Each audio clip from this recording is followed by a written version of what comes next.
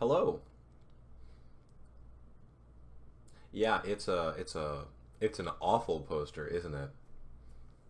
Um, I was looking for images for the stream, and I was looking to find nice ones, and I found this.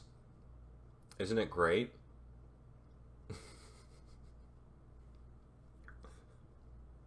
This was a movie that was apparently made in 2010, um, which I have to respect at that point.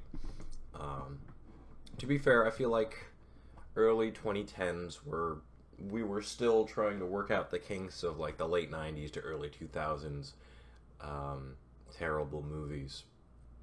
But this really, I mean, the ripoff of Jaws, um, completely misunderstanding what the point of Moby Dick is. Uh, it's basically a work of art. uh, Anyhow, how are we feeling? Am I do I sound all right? Do I sound good? I'm choosing to ignore that comment, Jeannie. I see it. I see the comment, but I'm not going to pay attention to it.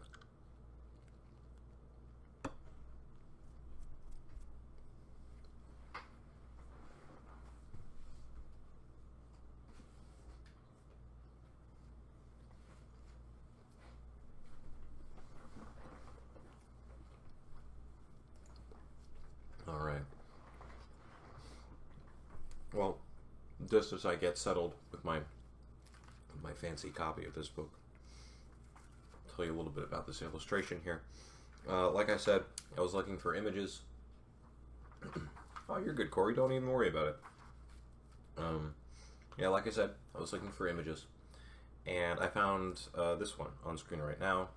As the caption says, it's an illustration by Gilbert Wilson. Um, Apparently, there exists a copy of Moby Dick that is fairly heavily illustrated, which is pretty cool. And I might have to try and track it down, because that's pretty neat.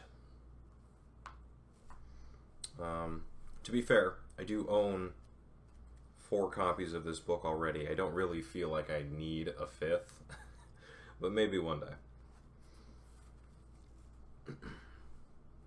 Anyhow, without much more further ado, Chapter 1, Loomings.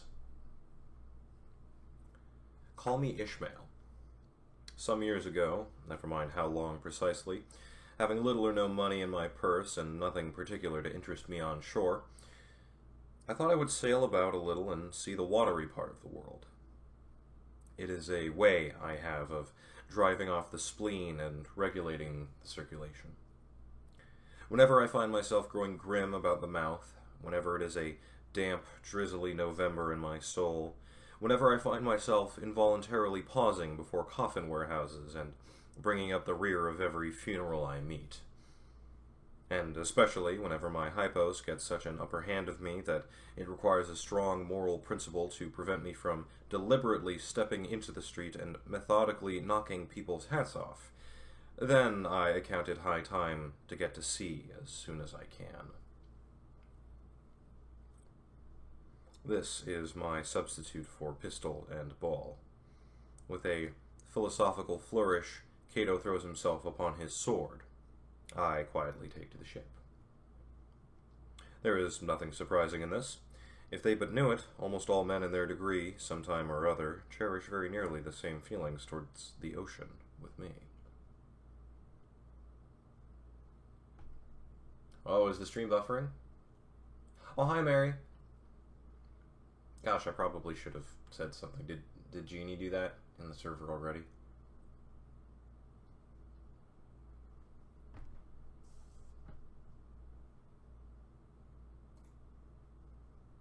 Ah, thank you, Jeannie. You're the best. Well, I'm going to presume the stream's okay, and I will continue. But if it isn't, um, spam the chat with something or other.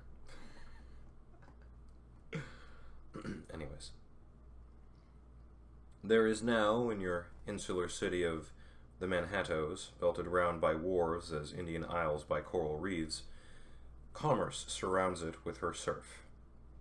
Right and left, the streets take you waterward. Its extreme downtown is the Battery, where that noble mole is washed by waves and cooled by breezes, which a few hours previous were out of sight of land. Look at the crowds of water gazers there.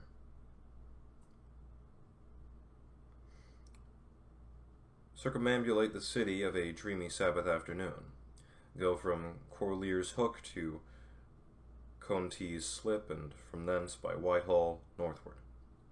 What do you see?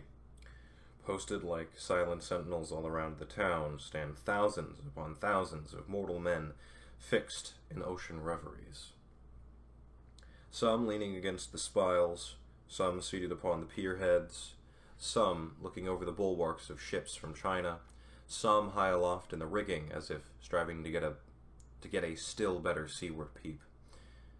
But these are all landsmen, of weekdays pent up in lath and plaster, tied to counters, nailed to benches, clinched to desks. How then is this? The green fields gone? What do they hear? But look, here come more crowds, pacing straight for the water, and seemingly bound for a dive. Strange. Nothing will content them. That was a good voice crack, by the way. Nothing will content them but the extremest limit of the land. Loitering under the shady lee of yonder warehouses will not suffice. No, they must get just as nigh the water as they possibly can without falling in. And there they stand, miles of them, leagues. Inlanders all, they come from lanes and alleys, streets and avenues, north, east, south, and west. Yet here, they all unite. Tell me, does the magnetic virtue of the needles of the compasses of all those ships attract them thither? Once more, say you were in the country, in some high land of lakes. Take almost any path you please, and 10 to 1 it carries you down in a dale and leaves you there by a pool in the stream. There is magic in it. Let the most absent-minded of men be plunged in his deepest reveries. Stand that man on his legs, set his feet a-going, and he will infallibly lead you to water, if water there be in all that region. Should you ever be athirst in the great American desert, try this experiment, if your caravan happen to be supplied with a metaphysical professor. Yes, as everyone knows, meditation and water are wedded forever. But here is an artist. He desires to paint you the dreamiest, shadiest, quietest, most enchanting bit of romantic landscape in all the valley of Seiko. What is the chief element he employs? There stand his trees, each with a hollow trunk, as if a hermit and a crucifix were within. And here sleeps his meadow, and there sleep his cattle, and up from yonder cottage goes a sleepy smoke. Deep into the distant woodlands winds a mazy way, reaching to overlap spurs of mountains bathed in their hillside blue. But though the picture lies thus tranced, and though this pine tree shakes down its sighs like leaves upon this shepherd's head, yet all were vain, unless the shepherd's eye were fixed upon the magic stream before him. Go visit the prairies in June, when for scores on scores of miles you wade knee-deep among tiger lilies. What is the one charm wanting? Water. There is not a drop of water there. Or Niagara, but a cataract of sand. Would you travel your 1,000 miles to see it? Why did the poor poet of Tennessee, upon suddenly receiving 2 handfuls of silver, deliberate whether to buy him a coat, which he sadly needed, or invest his money in a pedestrian trip to Rockaway Beach? Why is almost every robust, healthy boy with a robust, healthy soul in him at some time or other crazy to go to sea? Why, upon your first voyage as a passenger, did you yourself feel such a mystical vibration when first told that you and your ship were now out of sight of land? Why did the old Persians hold the sea holy?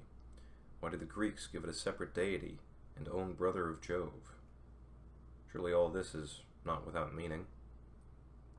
And still deeper, the meaning of that story of Narcissus, who, because he could not grasp the tormenting mild image he saw in the fountain, plunged into it and drowned. That same image we ourselves see in all rivers and oceans. It is the image of the ungraspable phantom of life. And this is the key to it all. Now, when I say I am in the habit of going to sea whenever I begin to grow hazy about the eyes and begin to be overconscious of my lungs, I do not mean to have it inferred that I ever go to sea as a passenger. For to go as a passenger, you must needs have a purse, and a purse is but a rag unless you have something in it. Besides, passengers get seasick, grow quarrelsome, don't sleep of nights, don't enjoy themselves much as a general thing. No, I never go as a passenger. Nor, though I am something of a salt, do I ever go to sea as a commodore, or a captain, or a cook. I abandon the glory and distinction of such offices to those who like them. For my part, I abominate all honorable, respectable toils, trials, and tribulations of every kind whatsoever. It is quite as much as I can do to take of myself without taking care of ships, or rather, as much as I can do to take care of myself without taking care of ships, barks, brigs, schooners, and whatnot. And as for going as cook, though I confess there is considerable glory in that, a cook being a sort of officer on shipboard, yet somehow I never fancied broiling fowls. Though once broiled, judiciously buttered, and judgmatically salted and peppered, there is no one who will speak more respectfully, not to say reverentially, of a broiled fowl than I will. It is out of the idolatrous dotings of the old Egyptians upon broiled ibis and roasted river horse that you see the mummies of those creatures in their huge bakehouses, the pyramids. No, when I go to sea, I go as a simple sailor, right before the mast, plumb into the forecastle, aloft there to the royal masthead. True, they rather order me about some, and make me jump from spar to spar like a grasshopper in a May meadow. And at first this sort of thing is unpleasant enough. It touches one's sense of honor, particularly if you come from an old established family in the land, the Von Rensselaers or Randolphs or Hardicanets. I'm sure there's a better pronunciation of that, but I don't know what it is. And you have more than all if, just previous to putting your hand into the tar pot, you have been lording it as a country schoolmaster, making the tallest boys stand in awe of you.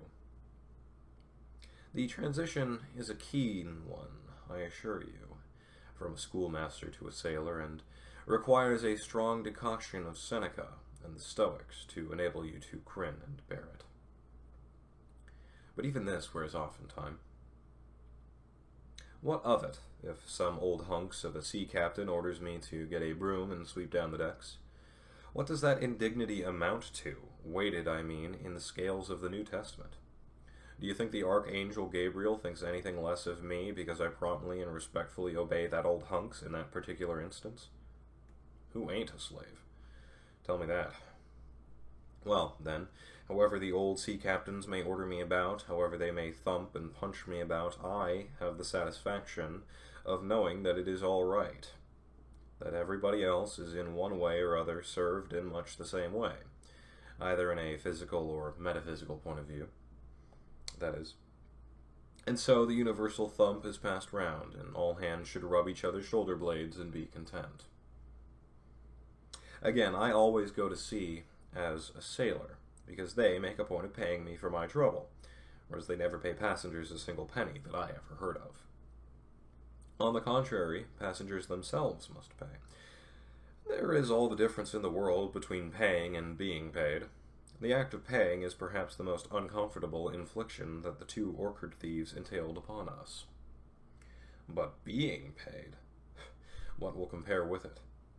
The urbane activity with which a man receives money is really marvelous, considering that we so earnestly believe money to be the root of all earthly ills, and that on no account can a moneyed man enter heaven. Ah, how cheerfully we consign ourselves to perdition. Finally, I always go to sea as a sailor because of the wholesome exercise and pure air of the forecastle deck. For as in this world, headwinds are far more prevalent than winds from astern. That is, you never violate the Pythagorean maxim. So, for the most part, the Commodore on the quarterdeck gets his atmosphere at second hand from the sailors on the forecastle. He thinks he breathes it first, but not so. In much the same way do the commonality lead their leaders in many other things, at the same time that the leaders little suspect it. But wherefore it was that, having repeatedly smelt the sea as a merchant sailor, I should now take it into my head to go on a whaling voyage. This is the invisible police officer of the fates, who has the constant surveillance of me, and secretly dogs me, and influences me in some unaccountable way. He can better answer than anyone else. And, doubtless, my going on this whaling voyage formed part of the grand program of Providence that was drawn up a long time ago. It came in as a sort of brief interlude and solo between more extensive performances. I take it that this part of the bill must have run something like this. Grand contested election for the presidency of the United States. Whaling voyage by one Ishmael. Bloody battle in Afghanistan. Though I cannot tell why it was exactly that those stage manners, the fates, put me down for this shabby part of a whaling voyage, when others were set down for magnificent parts in high tragedies, and short and easy parts in genteel comedies, and jolly parts in farces. Though I cannot tell why this was exactly, yet now that I recall all the circumstances, I think I can see a little into the springs and motives which, being cunningly presented to me under various disguises, included me to set about performing the part I did, besides cajoling me into the delusion that it was a choice resulting from my own unbiased free will and discriminating judgment. Chief among these motives was the overwhelming idea of the great whale himself. Such a portentous and mysterious monster roused all my curiosity. Then the wild and distant seas where he rolled his island bulk, the undeliverable nameless perils of the whale. These, with all the attending marvels of 1,000 Patagonian sights and sounds, helped me to sway to my wish. With other men, perhaps, such things would not have been inducements, but as for me, I am tormented with an everlasting itch for things remote. I love to sail on forbidden seas and land on barbarous coasts. Not ignoring it, or rather, not ignoring what is good, I am quick to perceive a horror, and could still be social with it, would they let me, since it is but well to be on friendly terms with all the inmates of the place one lodges in. By reason of these things, then, the whaling voyage was welcome. The great floodgates of the wonder world swung open, and in the wild conceits that swayed me to my purpose, two and two there floated into my inmost soul endless processions of the whale, and midmost of them all one grand hooded phantom, like a snow hill in the air. 30-minute lunch break, let's go! You are correct, Tom. This is the most adultist content on Twitch. Pay no attention to the hot tub streamers.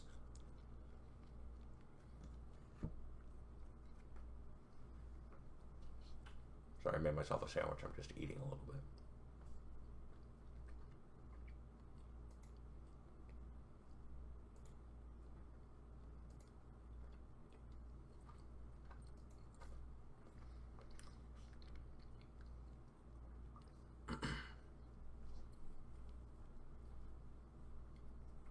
How dare you, Sari? I am child. I am a little baby. I love Moby Dick. Creon as a child. People who have not known me as a child have said, "Oh, I can imagine you just being smaller." And that's how you become a child. No. It's very different as a kid. Anyhow, Chapter 2, The Carpet Bag. I stuffed a shirt or two into my old carpet bag, tucked it under my arm, and started for Cape Horn in the Pacific. Quitting the good city of Old Manhattan, I duly arrived in New Bedford. It was a Saturday night in December. Much was I disappointed upon learning that the little packet for Nantucket had already sailed, and that no way of reaching that place would offer till the following Monday. As most young candidates for the pains and penalties of whaling stop at this same New Bedford, thence to embark on their voyage, it may as well be related that I, for one, had no idea of so doing. For my mind was made up to sail in no other than a Nantucket craft, because there was a fine, boisterous something about everything connected with that famous old island, which amazingly pleased me. Besides, though, New Bedford has of late been gradually monopolizing the business of whaling, and though in this manner poor old Nantucket is now much behind her, yet Nantucket was her great original, the Tyre of this Carthage, the place where the first dead American was stranded. Where else but from Nantucket did those aboriginal whalemen, the Red Men, first sally out in canoes to give chase to the Leviathan? And where but from Nantucket, too, did that first adventurous little sloop put forth, partly laden with imported cobblestones, so goes the story, to throw at the whales in order to discover when they were nigh enough to risk a harpoon from the bowsprit, or from the bowsprit. Are we really debating whether or not I am baby? Come on now. Now, having a night, a day, and still another night following before me in New Bedford ere I could embark for my destined port, it became a matter of concernment where I was to eat and sleep meanwhile. It was a very dubious-looking, nay, a very dark and dismal night, bitingly cold and cheerless. I knew no one in the place. With anxious grapnels I had sounded my pocket and only brought up a few pieces of silver. So, whenever you go, Ishmael, I said to myself, as I stood in the middle of a dreary street shouldering my bag and comparing the gloom towards the north with the darkness of the south, wherever in your wisdom you may conclude to lodge for the night, my dear Ishmael, be sure to inquire the price, and don't be too particular. With halting steps, I paced the streets and passed the sign of the Crossed Harpoons, but it looked too expensive and jolly in there. Further on, from bright red windows of the Swordfish Inn, there came such fervent rays that it seemed to have melted the packed snow and ice from before the house, for everywhere else the congealed frost lay 10 inches thick in a hard, asphaltic pavement. Rather weary for me when I struck my foot against the flinty projections, because from hard, remorseless service the soles of my boots were in a most miserable plight. Too expensive and jolly, again thought I, pausing one moment to watch the broad glare in the street and hear the sounds of the tinkling glasses within. But go on, Ishmael, said I at last. Don't you hear? Get away from before the door. Your patched boots are stopping the way. So on I went. I now by instinct followed the streets that took me waterward, for there, doubtless, were the cheapest, if not cheeriest, inns. Such dreary streets, blocks of blackness, not houses, on either hand, and here and there a candle, like a candle moving about in a tomb. At this hour of the night, of the last day of the week, that quarter of the town proved all but deserted. But presently I came to a smoky light proceeding from a low, wide building, the door of which stood invitingly open. It had a careless look, as if it were meant for the uses of the public. So, entering, the first thing I did was to stumble over an ash box in the porch. Ha! Thought I, ha! As the flying particles almost choked me. Are these ashes from that destroyed city, Gomorrah? But the Crossed Harpoons and the Swordfish, this, then, must needs be the sign of the trap. However, I picked myself up and, hearing a loud voice within, pushed on and opened a second, interior door. That's right, I am big. I'm very large, gigantic. As opposed to Hattie, who is very small. It seemed the great black parliament sitting in Tophet. 100 black faces turned around in their rows to peer, and beyond, a black angel of doom was beating a book into a pulpit. Ah. Well, you're gonna have to forgive me here. I do the reading as accurate to the texts, not as accurate to modern sensibilities, but it was a Negro church, and the preacher's text was about the blackness of darkness and the weeping and wailing and teeth gnashing there. Ha, Ishmael, muttered I, backing out. Wretched entertainment at the sign of the trap. Moving on, I at last came to a dim sort of light not far from the docks, and heard a forlorn creaking in the air. And, looking up, saw a swinging sign over the door with a white painting upon it, faintly representing a tall, straight jet of misty spray, and these words underneath. The Spouter Inn, Peter Coffin.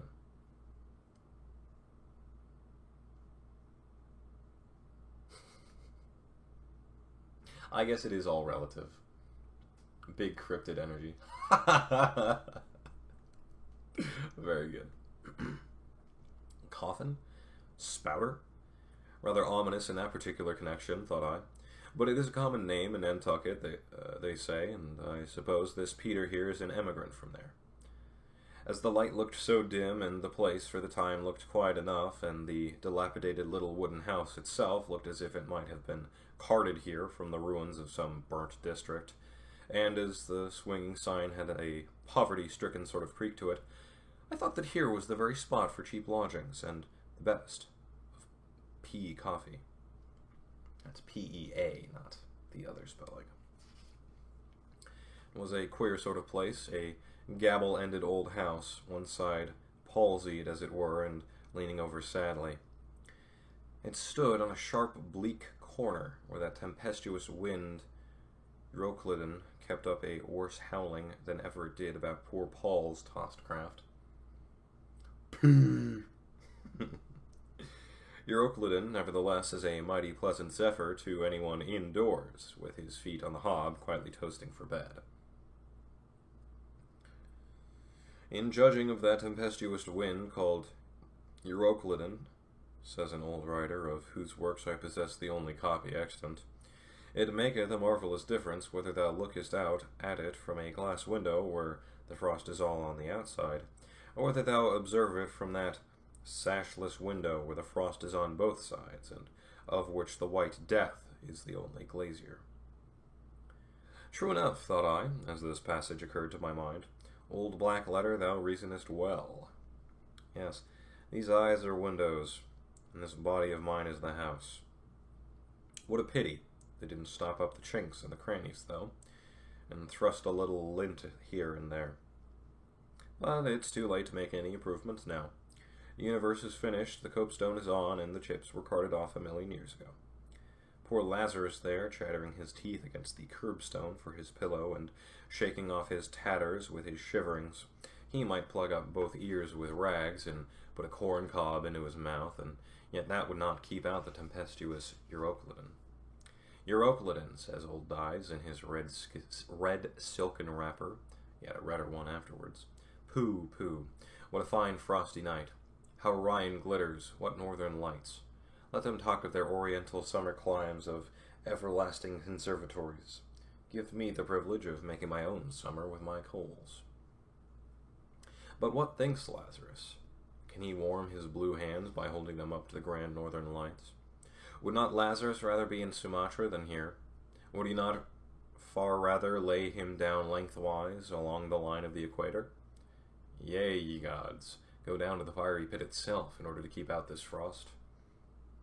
Now, that Lazarus should lie stranded there on the curbstone before the door of Dives, this is more wonderful than that an iceberg should be moored to one of the Moluccas.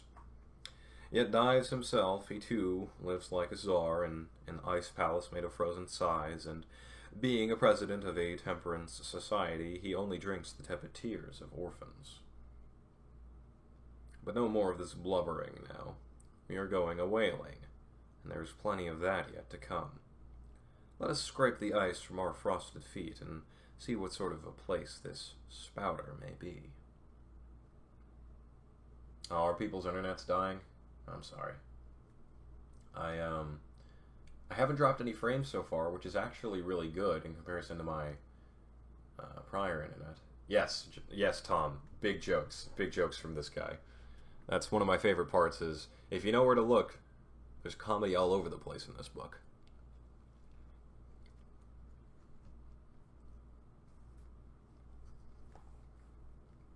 You know what? Fair enough.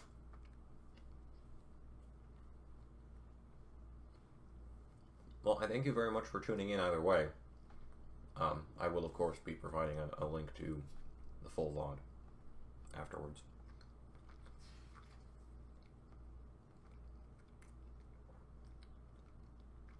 Sorry, I'm just finishing chewing.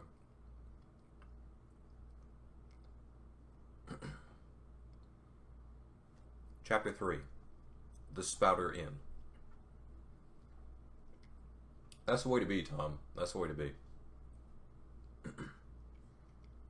Entering that gable-ended Spouter Inn, you found yourself in a wide, low, straggling entry with old-fashioned wainscots, reminding one of the bulwarks of some condemned old craft. Aw, yeah, I'm in 4K, let's go! On one side hung a very large oil painting, so thoroughly besmoked and every way defaced that in the unequal crosslights by which you viewed it, it was only by diligent study and a series of systematic visits to it, and careful inquiry of the neighbors, that you could any way arrive at an understanding of its purpose. Such unaccountable masses of shades and shadows, that at first you almost thought some ambitious young artist, in the time of the New England hags, had endeavored to delineate chaos bewitched. But by dint of much and earnest contemplation and oft-repeated ponderings, and especially by throwing open the little window toward the back of the entry, you at last come to the conclusion that such an idea, however wild, might not be altogether unwarranted.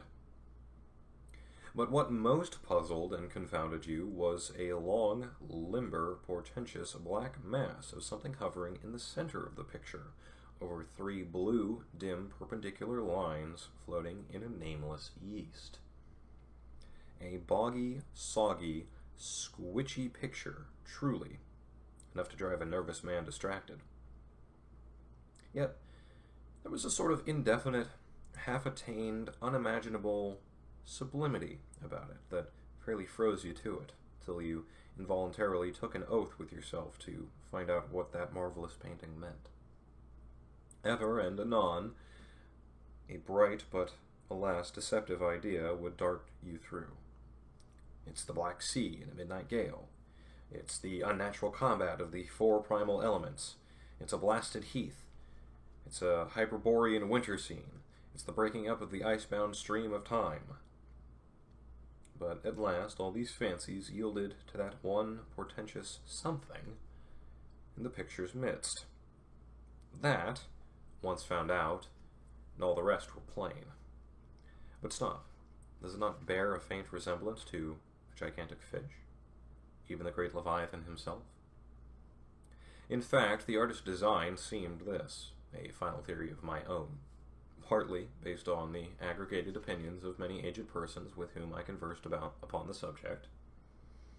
The picture represents a Cape Horner in a great hurricane, the half-foundered ship weltering there with its 3 dismantled masts alone visible, and an exasperated whale purposing to spring clean over the craft is in the enormous act of impaling himself upon the 3 mastheads.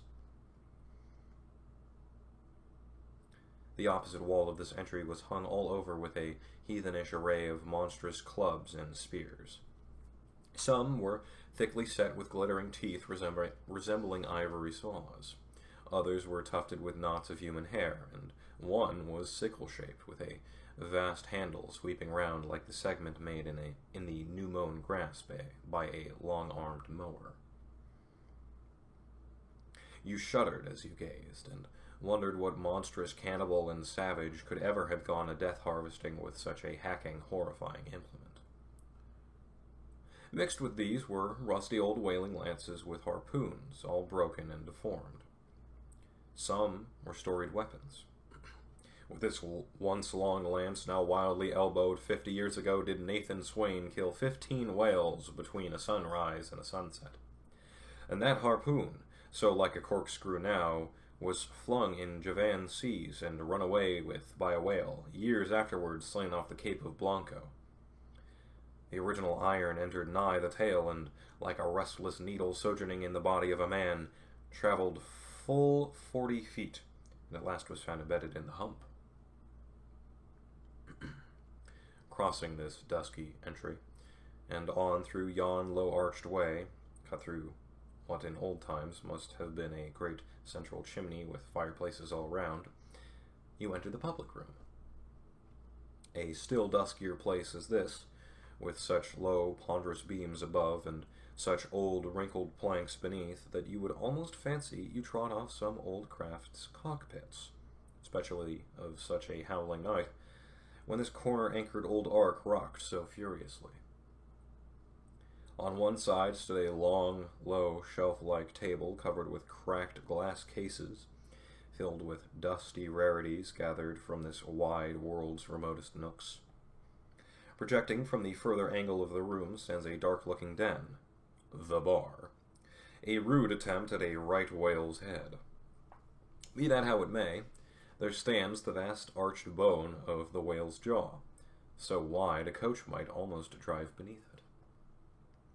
Within are shabby shelves ranged around with old decanters, bottles, flasks, and in those jaws of swift destruction, like another cursed Jonah, by which name indeed they called him, bustles a little withered old man who, for their money, dearly sells the sailors deliriums and death. Abominable are the tumblers into which he pours his poison. Though true cylinders without, within, the villainous green goggling glasses deceitfully tapered downwards to a cheating bottom. Parallel meridians rudely pecked into the glass surrounded these footpads goblets. Filled to this mark, and your charge is but a penny. To this, a penny more, and so on to the full glass. The Cape Horn measure, which you may gulp down for a shilling. How dare you? How dare you come into this sanctified place and reference terrible things, you monster. Upon entering the place, I found a number of young seamen gathered about a table, examining by a dim light divers specimens of scrimshander. I sought the landlord, and telling him I desired to be accommodated with a room, received for answer that his house was full, not a bed unoccupied. But avast, he added, tapping his forehead, you hain't no objections to sharing a harpooner's blanket, have you? I suppose you are going a whalin', so you better get used to that sort of thing. I told him that I never liked to sleep two in a bed, that if I should ever do so, it would depend upon who the harpooner might be, and that if he, the landlord, really had no other place for me, and the harpooner was not decidedly objectionable, why, rather than wander further about a strange town on so bitter a night, I would put up with the half of any decent man's blanket. Divers specimens, yeah. I think just what it means is like what people found in the ocean, but I don't know for certain. Old language. Listen, in comparison to me, tiny. Divers specimens. entirely doable as well. Genie, please. Please don't do this to me.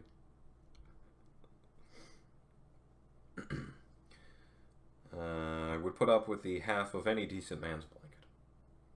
I thought so. All right, take a seat. Supper? You want supper? Supper will be ready directly. I sat down on an old wooden settle, carved all over like a bench on the battery. At one end, a ruminating tar was still further adorning it with his jackknife, stooping over and diligently working away at the space between his legs. He was trying his hand at a ship under full sail, but he didn't make much headway, I thought. At last, some 4 or 5 of us were summoned to our meal in an adjoining room. It was as cold as Iceland, no fire at all. The landlord said he couldn't afford it. Nothing but 2 dismal tallow candles, each in a winding sheet. We were fain to button up our monkey jackets and hold to our lips cups of scalding tea with our half-frozen fingers. But the fare was of the most substantial kind. Not only meat and potatoes, but dumplings. Good heavens, dumplings for supper. One young fellow in a green box coat addressed himself to these dumplings in a most direful manner. "My boy," said the landlord, "you'll have the nightmare to a dead certainty." "Landlord," I whispered, "that ain't the harpooner, is it?" "Oh, no," said he, looking a sort of diabolically funny. "The harpooner is a dark-complexioned chap. He never eats dumplings. He don't. He eats nothing but steaks, and he likes 'em rare." "The devil he does," said I. "Where is that harpooner? Is he here?" "He'll be here afore long," was the answer.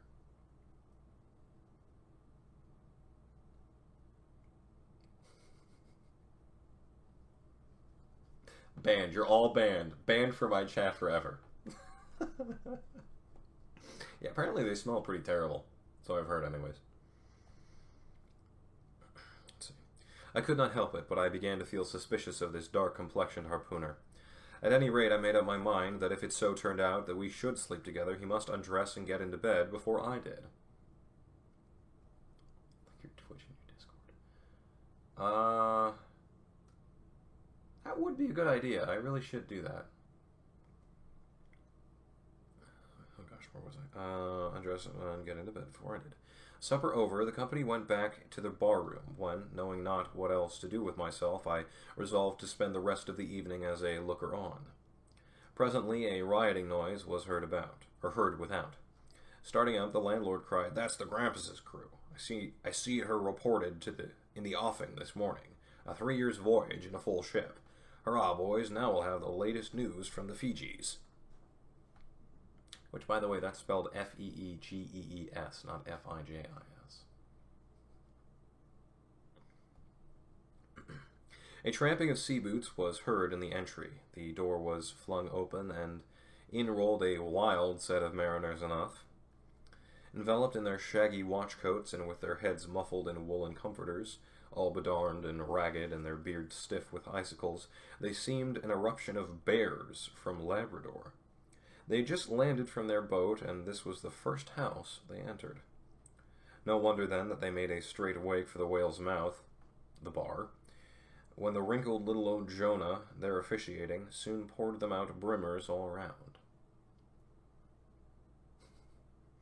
One complained of a bad cold in his head, upon which Jonah mixed him a pitch-like potion of gin and molasses, which he swore was a sovereign cure for all colds and catarrhs whatsoever, never mind of how long standing, or whether caught off the coast of Labrador, or on the weather side of an ice island. Bee Gees, Standard Dialect Shaker. I think it might be more like attempting to emulate the manner of speaking, I think, but I don't know. Oh yeah, that's rough. Get jailed, yeah. Let's see. I'm probably gonna link my Twitch to my Discord when I finish this chapter, just so people know. The liquor soon mounted into their heads, and, as it generally does, even with the arrantist topers newly landed from sea, and they began capering about most obstreperously. Boy, he's getting in with the big words this time. I observed, however, that one of them held somewhat aloof, and though he seemed desirous not to spoil the hilarity of his shipmates by his own sober face, yet upon the whole he refrained from making as much noise as the rest. This man interested me at once, and since the sea gods had ordained that he should soon become my shipmate, though but a sleeping partner one, so far as this narrative is concerned, I will here venture upon a little description of him. He stood full 6 feet in height, with noble shoulders and a chest like a cofferdam. I have seldom seen such brawn in a man. His face was deeply brown and burnt, making his white teeth dazzling by the contrast, while in the deep shadows of his eyes floated some reminiscences that did not seem to give him much joy. His voice at once announced that he was a southerner, and from his fine stature I thought he must be one of those tall mountaineers from the Allegheny Ridge in Virginia. Those of you from Virginia, feel free to correct that particular pronunciation. When the revelry of his companions had mounted to its height, this man slipped away unobserved, and I saw no more of him till he became my comrade on the sea. In a few minutes, however, he was missed by his shipmates, and being, it seems, for some reason a huge favorite with them, they raised a cry of, "Bulkington! Bulkington! Where's Bulkington?" and darted out of the house in pursuit of him. Yes, that's right. That's where I encountered it, in Elden Ring. It was now about 9 o'clock, and the rooms seeming almost supernaturally quiet after these orgies, I began to congratulate myself upon a little plan that had occurred to me just previous to the entrance of the seaman. No man prefers to sleep two in a bed. In fact, you would a good deal rather not sleep with your own brother. I don't know how it is, but people like to be private when they are sleeping. And when it comes to sleeping with an unknown stranger in a strange inn in a strange town, and that stranger a harpooner, now then your objections indefinitely multiply. Nor was there any earthly reason why I, as a sailor, should sleep two in a bed more than anybody else. For sailors no more sleep two in a bed at sea than bachelor kings do ashore. To be sure, they all sleep together in one apartment, but you have your own hammock and cover yourself with your own blanket and sleep in your own skin. The more I pondered over this harpooner, the more I abominated the thought of sleeping with him. It was fair to presume that, being a harpooner, his linen or woolen as the case might be, would not be of the tidiest, certainly none of the finest. I began to twitch all over. Besides, it was getting late, and my decent harpooner ought to be home and going bedwards. Suppose now he should tumble in upon me at midnight. How could I tell from what vile hole he had been coming? "Landlord, I've changed my mind about that harpooner. I shan't sleep with him. I'll try the bench here." "Just as you please. Sorry I can't spare you a tablecloth for a mattress, and it's a plaguey rough board here," feeling of the knots and notches. "But wait a bit, Scrimshander. I've got a carpenter's plane there in the bar. Wait, I say, and I'll make you snug enough." So saying, he procured the plane, and with his old silk handkerchief first dusting the bench, vigorously set to planing away my bed, the while grinning like an ape. The shavings flew right and left, till at last the plane iron came bump against an indestructible knot. The landlord was near spraining his wrist, and I told him for heaven's sake to quit. The bed was soft enough to suit me, and I did not know how all the planing in the world could make eiderdown of a pine plank. So, gathering up the shavings with another grin and throwing them into the great stove in the middle of the room, he went about his business and left me in a brown study. I now took the measure of the bench and found that it was a foot too short, but that could be mended with a chair. But it was a foot too narrow, and the other bench in the room was about 4 inches higher than the planed one, so there was no yoking them. I then placed the first bench lengthwise along the only clear space against the wall, leaving a little interval between for my back to settle down into.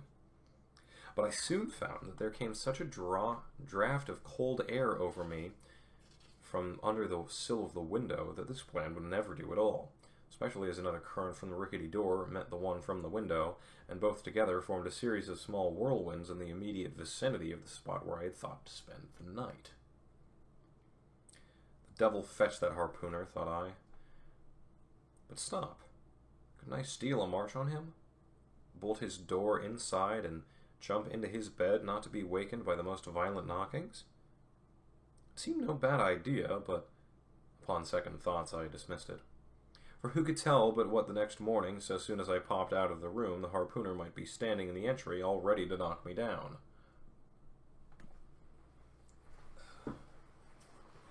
Still looking round me again, and seeing no possible chance of spending a sufferable night unless in some other person's bed, I began to think that after all I might be cherishing unwarrantable prejudices against this unknown harpooner. Thinks I'll wait a while. He must be dropping in before long. I'll have a good look at him then, and perhaps we may become jolly good bedfellows after all. There's no telling. But though the other boarders kept coming in by ones and twos and threes and going to bed, yet no sign of my harpooner. "Landlord," said I, "what sort of chap is he? Does he always keep such late hours?" It was now hard upon 12 o'clock. The landlord chuckled again with his lean chuckle, and seemed to be mightily tickled at something beyond my comprehension. "No," he answered, "generally he's an early bird. Early to bed and early to rise, yea. He's the bird what catches the worm. But tonight he went out a-peddling, you see, and I don't know what on earth keeps him so late, unless, maybe, he can't sell his head." Can't sell his head? What sort of a bamboozlingly story is this you are telling me? Getting into a towering rage. "Do you pretend to say, landlord, that this harpooner is actually engaged this blessed Saturday night, or rather Sunday morning, in peddling his head around this town?" "Ah, that's precisely it," said the landlord. "I told him he couldn't sell it here. The market's overstocked." "With what?" shouted I. "With heads, to be sure. Ain't there too many heads in the world?" "I'll tell you what it is, landlord," said I, quite calmly. "You'd better stop spinning that yarn to me. I'm not green." "Maybe not," digging out a stick and whittling a toothpick. "But I rather guess you'd be done brown if that 'ere harpooner hears you a-slanderin' his head." "I'll break it for him," said I, now flying into a passion again at this unaccountable farrago of the landlord's. "It's broke already," said he. "Broke?" said I. "Broke? How do you mean?" "Sartain. And that's the very reason he can't sell it, I guess." "Landlord," said I, going up to him as cool as Mount Hecla in a snowstorm. "Landlord, stop whittling. You and I must understand one another, and that too without delay. I come to your house and want a bed. You tell me you can only give me half a one, that the other half belongs to a certain harpooner. And about this harpooner, whom I have not yet seen, you persist in telling me the most mystifying and exasperating stories, tending to beget me an uncomfortable feeling towards the man whom you deign for my bedfellow. A sort of connection, landlord, which is an intimate and confidential one in the highest degree. I now demand of you to speak out and tell me who and what this harpooner is, and whether I shall be in all respects safe to spend the night with him. And in the first place, you will be so good as to unsay that story about selling his head, which, if true, I take to be good evidence that this harpooner is stark mad, and I've no idea of sleeping with a madman. And you, sir, the landlord, you, sir, by trying to induce me to do so knowingly, would thereby render yourself liable to a criminal prosecution." "Well," said the landlord, fetching a long breath, "that's a pretty long sermon for a chap that rips a little now and then. But be easy, be easy. This here harpooner I have been telling you of has just arrived from the South Seas, where he bought up a lot of balm New Zealand heads, great curios, you know. And he sold all on 'em but one, and that one he's trying to sell tonight, 'cause tomorrow's Sunday, and it would not do to be selling human heads about the streets when folks is going to churches. He wanted to last Sunday, but I stopped him just as he was going out of the door with 4 heads strung on a string, for all the earth like a string of onions." This account cleared up the otherwise unaccountable mystery, and showed that the landlord, after all, had no idea of fooling me. But at the same time, what could I think of a harpooner who stayed out of a Saturday night clean into the Holy Sabbath, engaged in such a cannibal business as selling the heads of dead idolaters?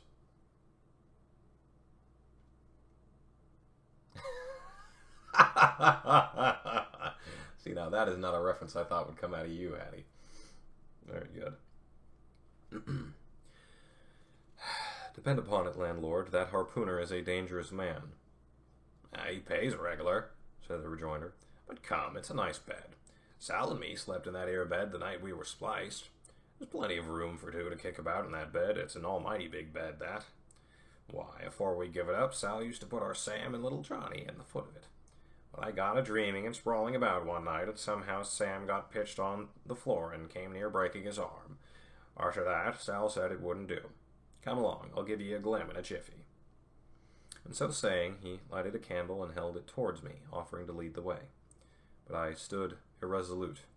When looking at a clock in the corner, he exclaimed, I vomit Sunday. You won't see that harpooner tonight. He's come to anchor somewhere. Come along, then. Do come. Won't you come?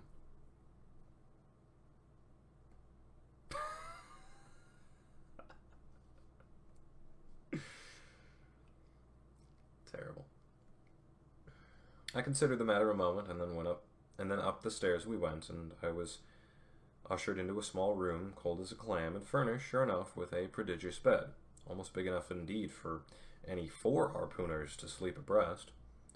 There, said the landlord, placing the candle on a crazy old sea chest that did double duty as a washstand and center table. There, make yourself comfortable now, and good night to you. I turned round from eyeing the bed, but he had disappeared. Folding back the counterpane, I stood over the bed. Though none of the most elegant, it yet stood the scrutiny tolerably well. I then glanced round the room, and besides the bedstead and center table, could see no other furniture belonging to the place, but a rude shelf, the 4 walls, and a papered fireboard representing a man striking a whale. Of things not properly belonging to the room, there was a hammock lashed up and thrown upon the floor in one corner, also a large seaman's bag containing the harpooner's wardrobe, no doubt in lieu of a land trunk. Likewise, there was a parcel of outlandish bone fish hooks on the shelf over the fireplace, and a tall harpoon standing at the head of the bed. But what is this on the chest? I took it up, held it close to the light, and felt it, and smelt it, and tried every way possible to arrive at some satisfactory conclusion concerning it. I can compare it to nothing but a large doormat, ornamented at the edges with little tinkling tags, something like the stained porcupine quills round an Indian moccasin. There was a hole or slit in the middle of this mat, as you see the same in South American ponchos. But could it be possible that any sober harpooner would get into a doormat and parade the streets of any Christian town in that sort of guise? I put it on to try it. Oh gosh, I've just lost my place. I put it on to try it, and it weighted me down like a hamper, being uncommonly shaggy and thick, and, I thought, a little damp, as though this mysterious harpooner had been wearing it of a rainy day. I went up in it to a bit of glass stuck against the wall, and never saw such a sight in my life. I tore myself out of it in such a hurry that I gave myself a kink in the neck. I'm sorry, Hattie. This is not a magical realism story. This is just a story about people going and hunting a whale. I sat down on the side of the bed and commenced thinking about this head-peddling harpooner and his doormat. After thinking some time on the bedside, I got up and took off my monkey jacket, and then stood in the middle of the room thinking. I then took off my coat and thought a little more in my shirt sleeves. But beginning to feel very cold now, half undressed as I was, and remembering what the landlord said about the harpooners not coming home at all that night, it being so very late, I made no more ado, but jumped out of my pantaloons and boots, and then blowing out the light, tumbled into bed, and commended myself to the care of heaven.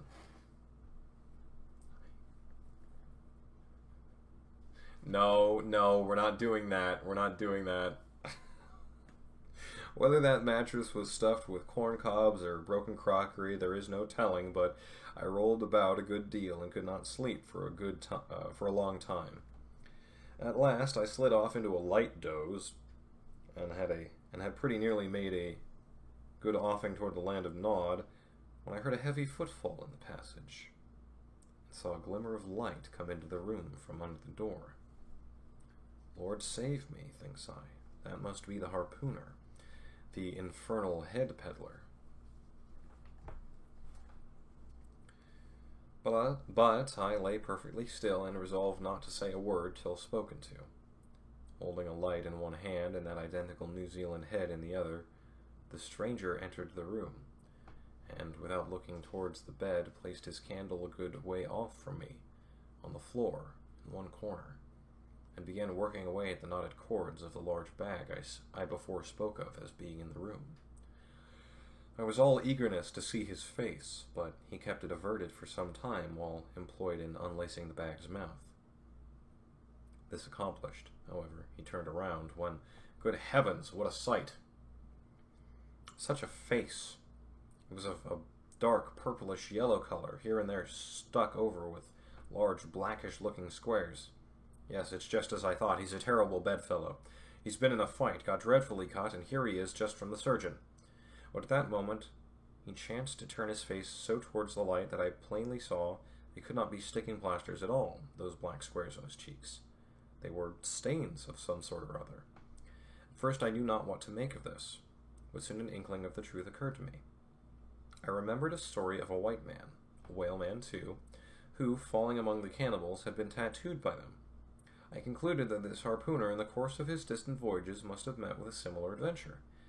And what is it, thought I, after all? It's only his outside. A man can be honest in any sort of skin. But then, what's to make of his unearthly complexion? That part of it, I mean, lying round about and completely independent of the squares of tattooing. To be sure, it might be nothing but a good coat of tropical tanning, but I never heard of a hot sun's tanning a white man into a purplish yellow one. However, I had never been in the South Seas, and perhaps the sun there produced these extraordinary effects upon the skin. Now, while all these ideas were passing through me like lightning, this harpooner never noticed me at all.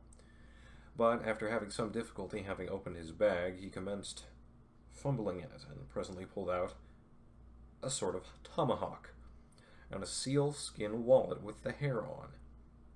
Placing these on the old chest in the middle of a room, he then took the New Zealand head, a ghastly thing enough, and crammed it down into the bag. He now took off his hat, a new beaver hat, when I came nigh singing out with fresh surprise. There was no hair on his head, none to speak of at least, nothing but a small scalp knot twisted up on his forehead. His bald, purplish head now looked for all the world like a mildewed skull. If not the stranger stood between me and the door, I would have bolted out of it quicker than I ever bolted a dinner.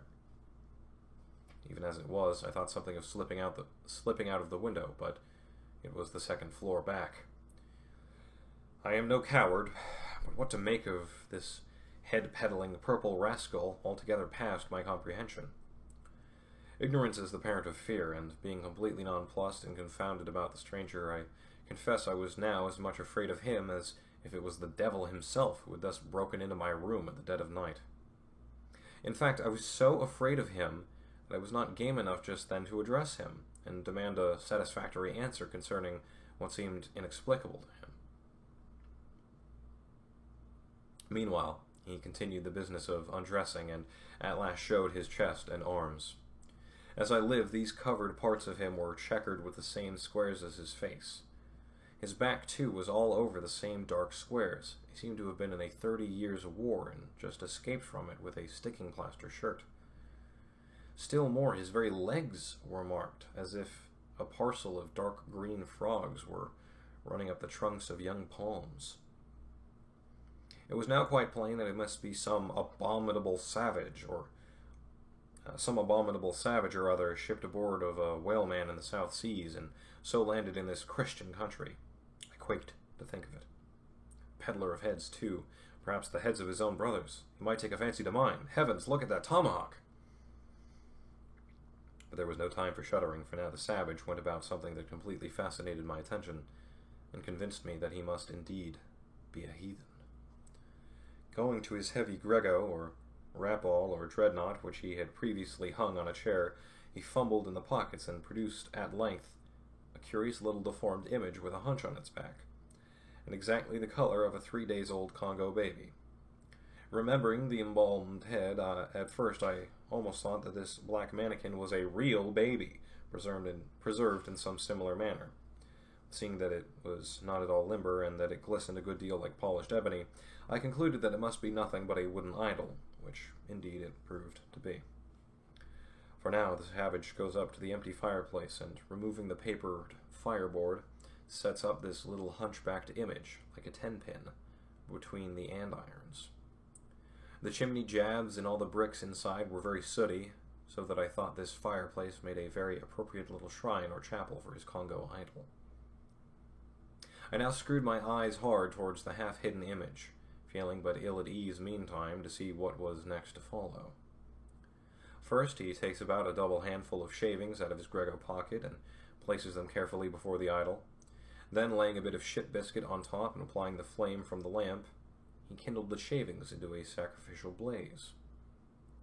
Presently, after many hasty snatches into the fire and still hastier withdrawals of his fingers, whereby he seemed to be scorching them badly,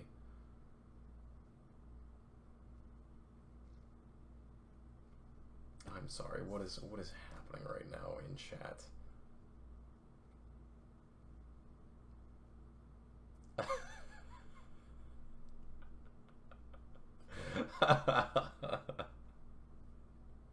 You're terrible.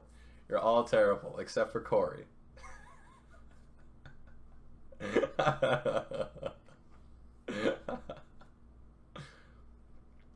No, ship biscuit, not shit biscuit. Ship with a P.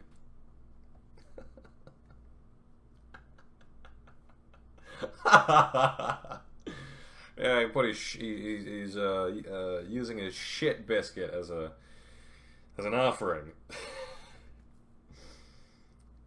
Oh boy. Oh gosh, where was I? Scorching them badly. He at last succeeded in drawing out the biscuit. Then, blowing off the heat and ashes a little, he made a polite offer of it to the little Negro.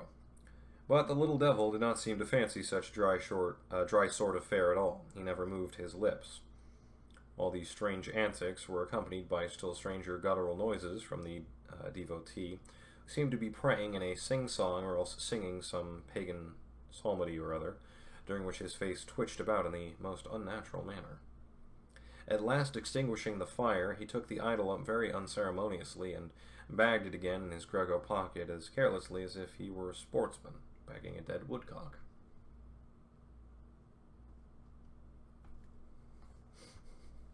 Enunciate.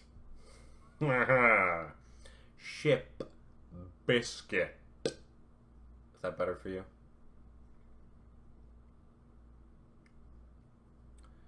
All these queer proceedings increased my uncomfortableness, and seeing him now exhibiting strong symptoms of concluding his business operations and jumping into bed with me, I thought it was high time, now or never, before the light was put out, to break the spell in which I had so long been bound. Tom, I would never finish the book. It's already plenty long. It'd take me forever. Let's see.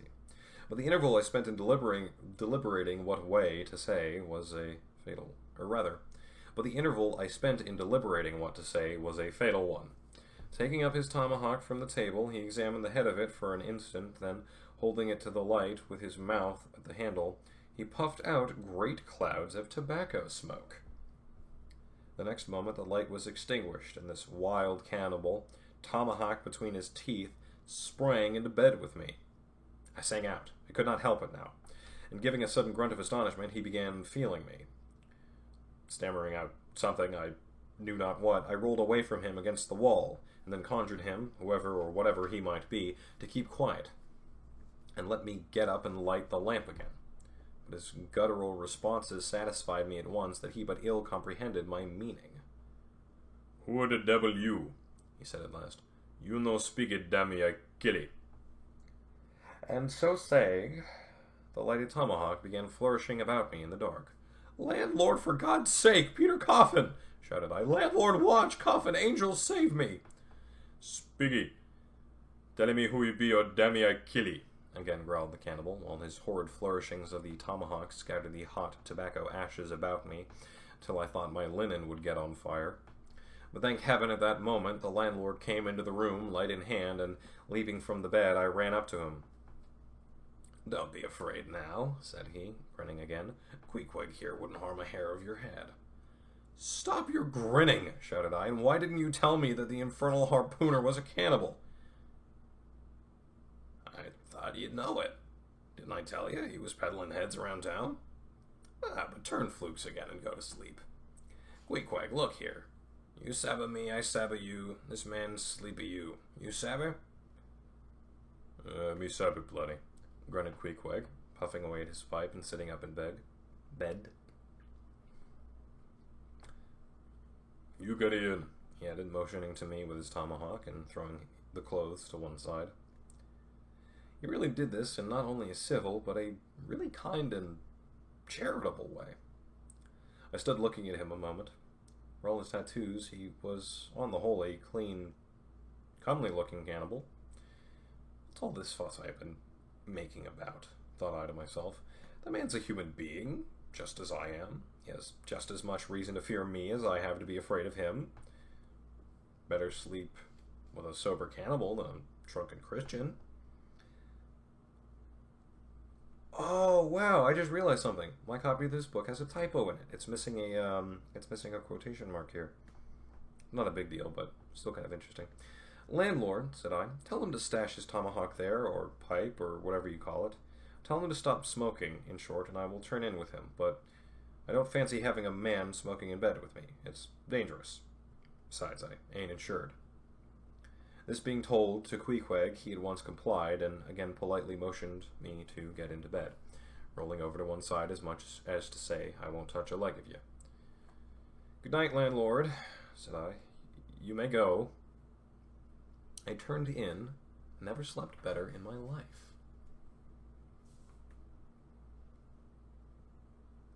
Ship Biscuit's favorite expression of alarm.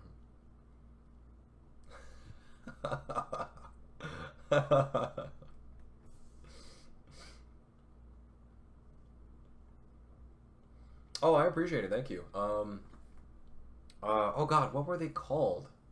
They had a weird name. I know it's not Zazu. Zazu's the name of the bird from The Lion King. Right? This book is fantastic. I love this thing. That was the end of chapter 3, so I'm going to take a second and, I guess, connect my Discord and Spotify accounts to my Twitch. Let's see. Authorized apps. Connections. Oh, my Spotify's connected. My Twitch is connected, too. I guess it just doesn't, Skeksis! Thank you, Genie. Yes, they're Skeksis. Thank you. Ah.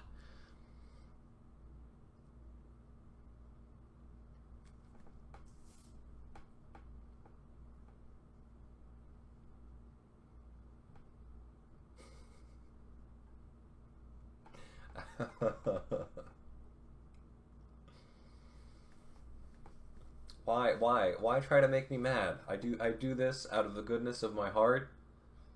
So cruel, so unkind. Give me just 1 minute. I'm going to do a quick BRB just to get myself some water, because otherwise Lovie and Mary are going to kill me. Oh, my water's right here. Never mind. I don't even need to take a BRB. What is the funny mistake you did today, Corey?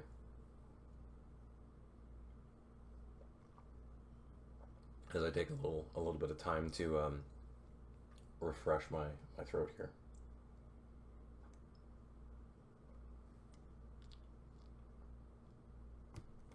I'm not gone. I'm still here. Don't you giggle like that, miss.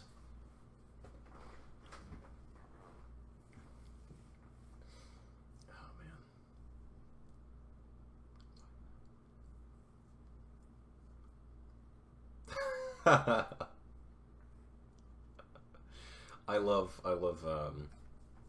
messing up words like that. It's always a lot of fun.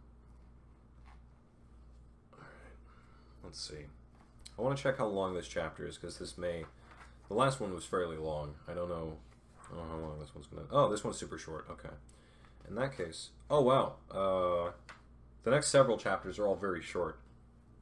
So, what I was going to say before I actually checked was, if the next chapter is as long as the previous one, it'll probably be the last one. But I can keep going for a while.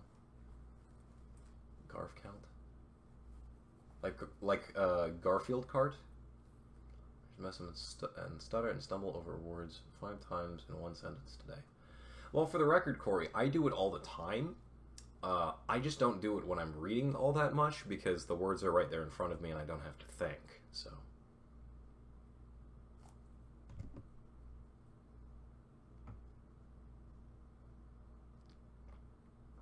Oh, golf cart. I got you. Oh, Sari, don't worry. I'm all good. Believe me, I know how much I can handle. And these next couple of chapters are very short. I'm probably only going to go for the next. I'm probably only going to go for like another 40 minutes or so. Maybe even less, depending. Just on generally how I'm feeling. Anyhow, moving along to the next chapter. Oh, Corey, that is rough.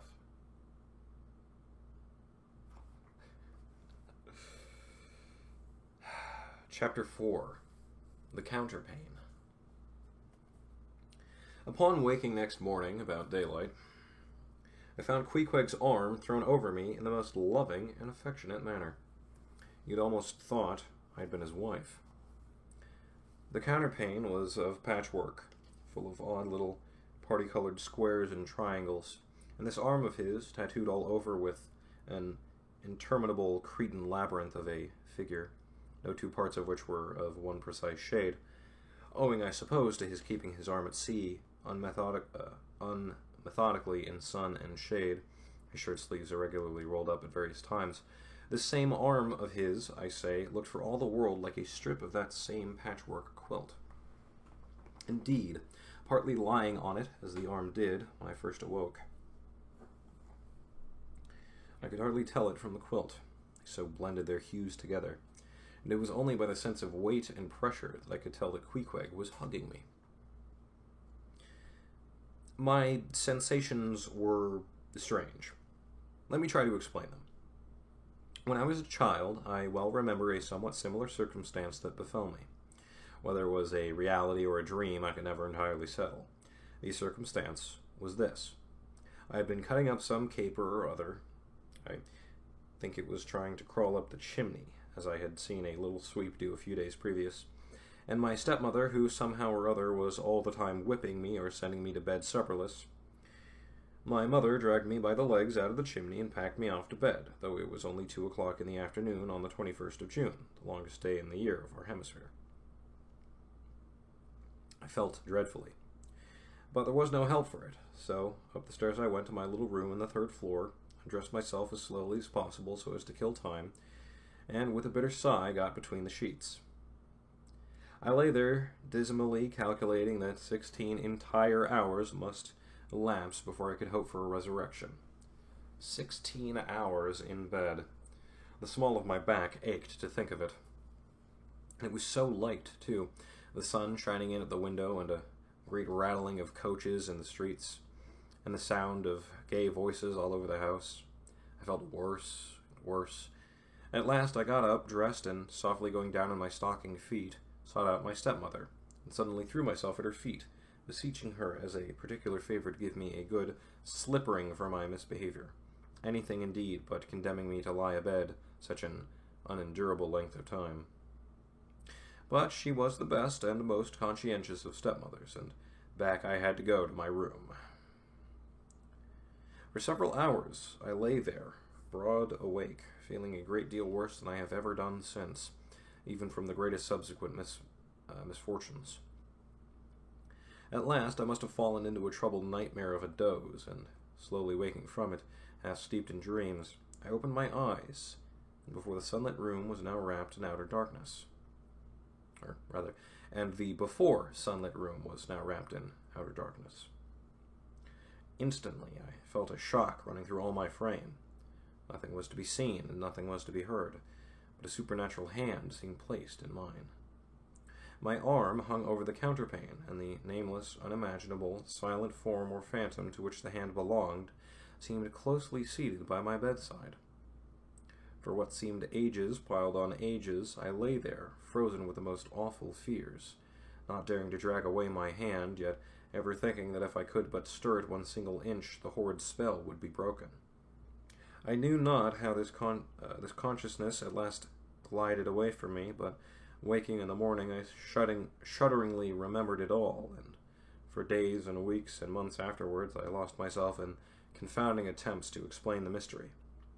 Nay, to this very hour I often puzzle myself with it.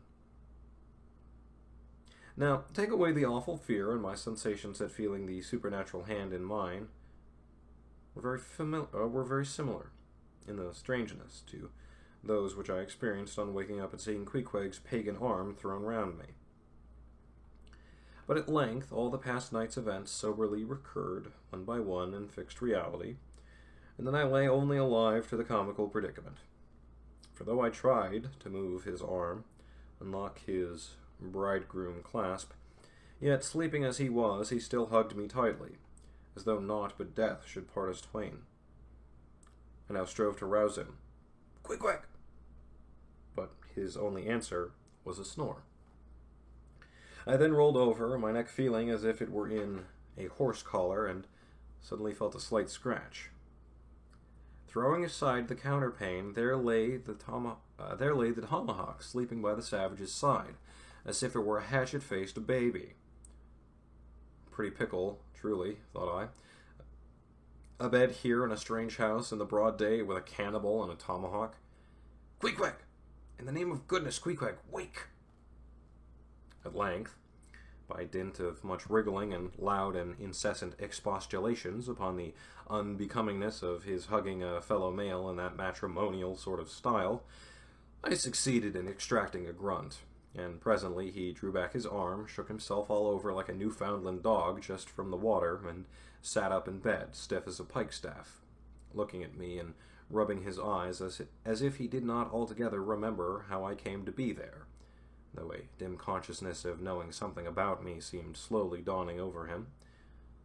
Meanwhile, I lay quietly eyeing him, having no serious misgivings now, and bent upon narrowly observing so curious a creature.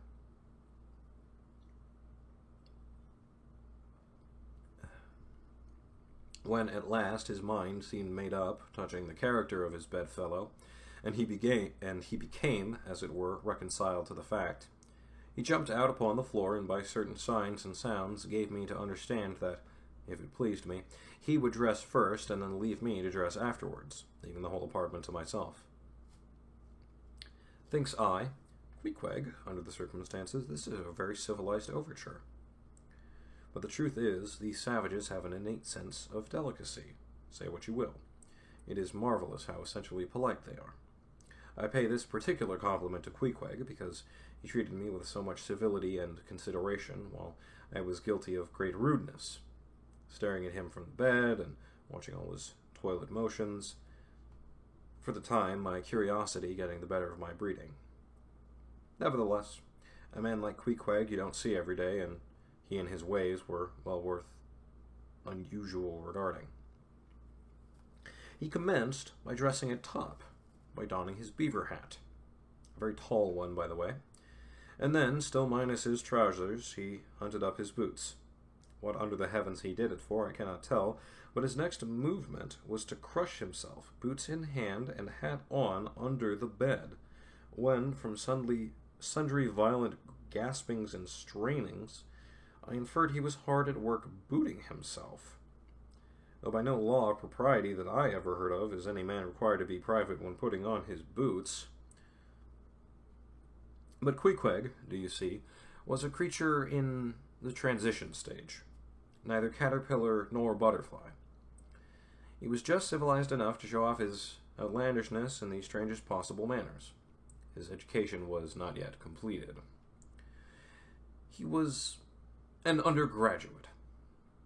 If he had not been a small degree civilized, he very probably would not have troubled himself with boots at all. But then, if he had not been still a savage, he never would have dreamt of getting under the bed to put them on. At last, he emerged with his hat very much dented and crushed down over his eyes, and began creaking and limping about the room, as if, not being much accustomed to boots, his pair of damp, wrinkled cowhide ones, probably not made to order either, rather pinched and tormented him at the first go off of a bitter cold morning. Seeing now that there were no curtains to the window, and that the street being very narrow, the house opposite commanded a plain view into the room, and observing more and more the indecorous figure that Queequeg made, staving about with little else but his hat and boots on, I begged him, as well as I could, to accelerate his toilet somewhat, and particularly to get into his pantaloons as soon as possible. He complied, and then proceeded to wash himself. At that time, in the morning, any Christian would have washed his face, but Queequeg, to my amazement, contented himself with restricting his ablutions to his chest, arms, and hands. He then donned his waistcoat, and taking up a piece of hard soap on the washstand center table, dipped it into water and commenced lathering his face. I was watching to see where he kept his razor, when lo and behold, he takes the harpoon from the bed corner, slips out the long wooden stock, unsheaths the head, wets it a little on his boot, and striding up to the bit of mirror against the wall, begins a vigorous scraping, or rather harpooning, of his cheeks. Thinks I, Queequeg, this is using Roger's best cutlery with a vengeance. Afterwards I wondered the less at this operation when I came to know of what fine steel the head of a harpoon is made, and how exceedingly sharp the long straight edges are always kept. The rest of his toilet was soon achieved, and he proudly marched out of the room, wrapped up in his great pilot monkey jacket, and sporting his harpoon like a marshal's baton.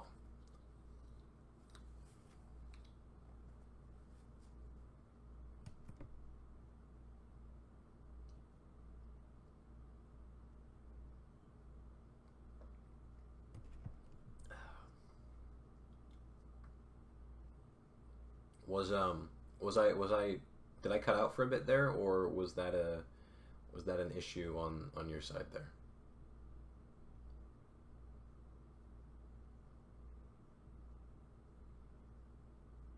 Oh, never mind.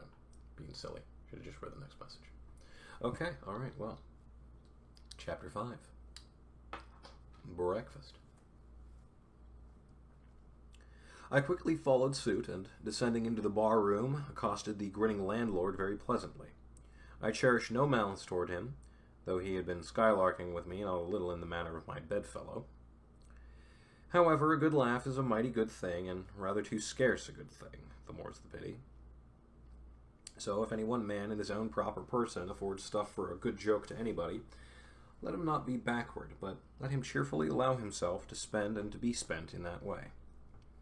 And the man that has anything bountifully laughable about him, be sure there is none more in that man than you perhaps think for. The bar room was now full of the boarders who had been dropping in the night previous, and whom I had not as yet had a good look at. They were nearly all whalemen, chief mates, second mates, and third mates, and sea carpenters, and sea coopers, and sea blacksmiths, and harpooners, and shipkeepers, a brown and brawny company, with bosky beards, and unshorn, shaggy set, all wearing monkey jackets for morning gowns. You could pretty plainly tell how long each one had been ashore. This young fellow's healthy cheek is like a sun-toasted pear in hue, and would seem to smell almost as musky. He cannot have been 3 days landed from his Indian voyage. That man next him looks a few shades lighter. You might say a touch of satin wood is in him. In the complexion of a third still lingers a tropic tawn, but slightly beached withal.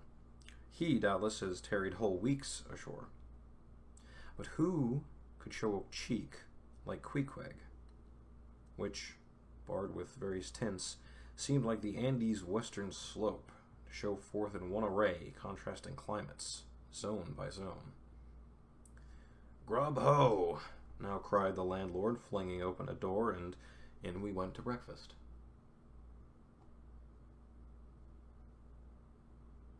Oh no, did I really cut out? Ah, jeez. Okay. Uh, what was the last thing you guys heard? Yeah, right. Crazy. In this whaling town, in this whaling themed bar, all of the patrons are whalers, or associated with whalers. Wild.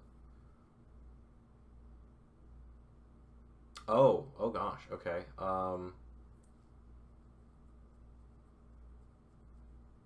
Oh, oh. Okay, got it. Um. Okay. Did That's not good. Um.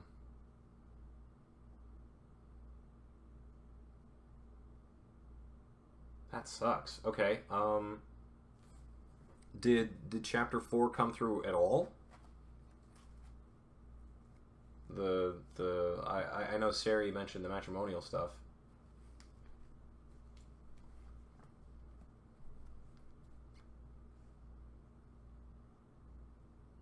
Okay, all right. So that's sounding a bit like it's viewer side and not streamer side. Um, just as one last reminder of it, I will be uploading the whole thing, and I'm recording it, so it should be in full. Hey, no worries, Corey. You're all good. But yeah, so just in case anything does, if I cut out for whatever reason, whole VOD will be available. Very sorry about that, but okay, that's good. I'm glad to hear it. Um, yeah. Again, I really got to talk to my ISP about why my internet cuts out sometimes, because I would actually really like to do this more frequently, but it's the whole gosh, am I going to be able to do a full stream? Oh no, you're okay, Corey. Yeah, that's maybe what I'm wondering. I don't know for certain though. I don't know how Twitch works. I barely understand how to get live, Tom, you say that like America doesn't have some of the worst upload speeds in the world. Ugh. And it's the whole internet too. Like up and down will just completely cut out sometimes. It's terrible. Anyways, breakfast. Everyone is whalers. Da, da, da, da, da, da. Here we are. They say that men who have seen the world thereby become quite at ease in manner, quite self-possessed in company. Not always, though. Ledyard, the great New England traveler, and Mungo Park, the Scotch one, of all men they possess the least assurance in the parlor. But perhaps the mere crossing of Siberia in a sledge drawn by dogs, as Ledyard did, or the taking of a long solitary walk on an empty stomach in the... Boy, this word crops up a lot more than I remember. In the Negro heart of Africa, which was the sum of poor Mungo's performances. This kind of travel, I say, may not be the very best mode of attaining a high social polish. Still, for the most part, that sort of thing is to be had anywhere. These reflections just here are occasioned by the circumstance that after we were all seated at the table and I was preparing to hear some good stories about whaling, to my no small surprise, nearly every man maintained a profound silence. And not only that, but they looked embarrassed. Yes, here were a set of sea dogs, many of whom, without the slightest bashfulness, had boarded great whales on the high seas, entire strangers to them, and jeweled them dead without winking. And yet, here they sat, at a social breakfast table, all of the same calling, all of kindred tastes, looking round as sheepishly at each other, as though they had never been out of sight of some sheepfold among the Green Mountains. A curious sight, these bashful bears, these timid warrior whalemen. But as for Queequeg, why, Queequeg sat there among them, at the head of the table too, and so chanced, as cool as an icicle. To be sure, I cannot say much for his breeding. His greatest admirer could not have cordially justified his bringing his harpoon into breakfast with him, and using it there without ceremony. Reaching over the table with it, the imminent jeopardy of many heads and grappling the beefsteaks toward him. But that was certainly very coolly done by him, and everyone knows that in most people's estimation, to do anything coolly is to do it genteelly. We will not speak of all Queequeg's peculiarities here. How he eschewed coffee and hot rolls and applied his undivided attention to beefsteaks done rare. Enough that when breakfast was over, he withdrew like the rest into the public room, lighted his tomahawk pipe, and was sitting there quietly, digesting and smoking with his inseparable hat on, while I sallied out for a stroll.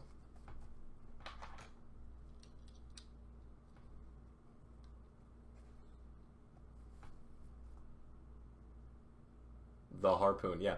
See, that's one of... Queequeg is kind of... He's like one of my favorite characters in the book because he's just got... He's kind of a wacky character. He's a really good dude, as you'll come to learn. But he's just always got this one harpoon with him. He's amazing. Oh, Corey, that is a rough upload speed.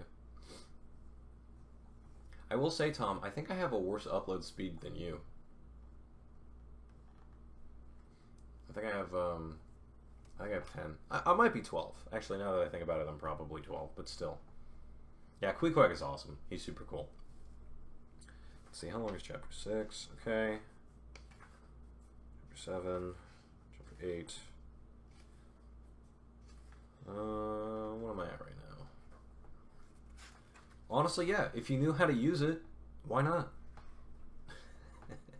I will say, I think it's fairly unsanitary that he was using it to shave, and then later was using it to, like, grab food. I don't know about the sanitary nature of that, but you know what?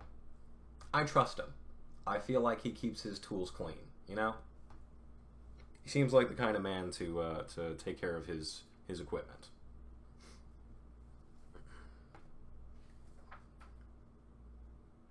Yeah, all right. Chapter 6. The Street. If I had been astonished at first catching a glimpse of so outlandish an individual as Queequeg circulating among the polite society of a civilized town, that astonishment soon departed upon taking my first daylight stroll through the streets of New Bedford. In thoroughfares nigh the docks, any considerable seaport will frequently offer to view the queerest-looking nondescripts from foreign parts. Even in Broadway and Chestnut Streets, Mediterranean mariners will sometimes jostle the affrighted ladies. Regent Street is not unknown to Lascars and Malays, and at Bombay and the Apollo Green live Yankees who have often scared the natives. But New Bedford beats all Water Street and Wapping. In these last-mentioned haunts you see only sailors, but in New Bedford, actual cannibals stand chatting at street corners. Savages outright, many of whom yet carry on their bones unholy flesh. Makes a stranger stare. But, beside the Fijians, Tatonga Boers, Arromangoans, Penangians, and Brighigans, I'm sorry, these spellings are insane. You're going to have to bear with me on the pronunciation there. And, besides the wild specimens of the whaling craft, which unheeded reel about the streets, you will see other sights still more curious, and certainly more comical. There weekly arrive in this town scores of green Vermonters and New Hampshire men, all athirst for gain and glory in the fishery. They are mostly young, of stalwart frames, fellows who have felled forests and now seek to drop the axe and snatch the whale lance. Many are as green as the Green Mountains whence they came. Some things you would think them but a few hours old. Look there, that chap striding round the corner. He wears a beaver hat and swallow-tailed coat, girded with a sailor belt and a sheath knife. Here comes another with a sou'wester and a bombazine cloak. No town-bred dandy will compare with a country-bred one. I mean a downright bumpkin dandy. A fellow that, in the dog days, will mow his 2 acres in buckskin gloves for fear of tanning his hands. Now, when a country dandy like this takes it into his head to make a distinguished reputation and joins the great whale fishery, you should see the comical things he does upon reaching the seaport. In bespeaking his sea outfit, he orders bell buttons to his waistcoats, straps to his canvas trousers. Ah, poor hayseed, how bitterly will burst those straps in the first howling gale when thou art driven, straps, buttons and all, down the throat of the tempest. But think not that this famous town has only harpooners, cannibals, and bumpkins to show her visitors. Not at all. Still, New Bedford is a queer place. Had it not been for us whalemen, that tract of land would this day perhaps been in as howling condition as the coast of Labrador. As it is, parts of her back country are enough to frighten one. They look so bony. The town itself is perhaps the dearest place to live in all New England. It is a land of oil, true enough, but not like Canaan. A land also of corn and wine. The streets do not run with milk, nor in the springtime do they pave them with fresh eggs. Yet, in spite of this, nowhere in all America will you find more patrician-like houses, parks and gardens more opulent than in New Bedford. Whence came they? How planted upon this once scraggy scoria of a country? Go and gaze upon the iron emblematical harpoons round yonder lofty mansion, and your question will be answered. Yes, all these brave houses and flowery gardens came from the Pacific, Atlantic, and Indian Oceans. One and all, they were harpooned and dragged up hither from the bottom of the sea.